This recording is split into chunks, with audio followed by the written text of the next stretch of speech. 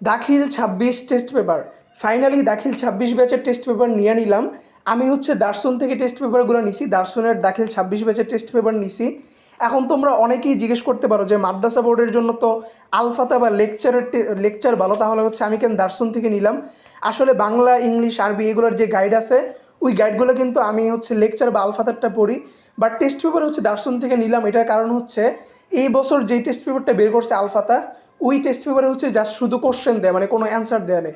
এই যে এখানে যেমন হচ্ছে কোশ্চেনও দেয়া, এই যে দাখিল পরীক্ষার কোশ্চেন দেওয়া আছে প্লাস অ্যান্সারও দেওয়া আছে। এই যে দেখো দাখিল পরীক্ষার কোশ্চেন দেয়া প্লাস অ্যান্সার দেয়া। কিন্তু আলফাতা থেকে যে টেস্ট পেপার বের করছে ওটাতে হচ্ছে শুধু কোশ্চেন দেয়া, মানে কোনো অ্যান্সার দেয়া নেই। অ্যান্সার কই পাবা? অ্যান্সার হচ্ছে আলফাতার গাইডে পাওয়া যাবে। এর জন্য হচ্ছে আমি মানে আলফাতারটা নেই। এখন তোমরা যারা হচ্ছে আলফাতার গাইড ইউজ করো সব সাবজেক্টের জন্য, তোমরা হচ্ছে আলফাতারটা নিতে পারো। আর এইভাবে দার্শনিকটা নিলে তুমি অ্যান্সারও পাবা, কোশ্চেনও পাবা, আর কোনো ঝামেলা নেই। এর জন্য হচ্ছে দার্শনিকটা নিলাম। তবে দার্শনের দামটা একটু বেশি আর আলফাতার দামটা একটু কম।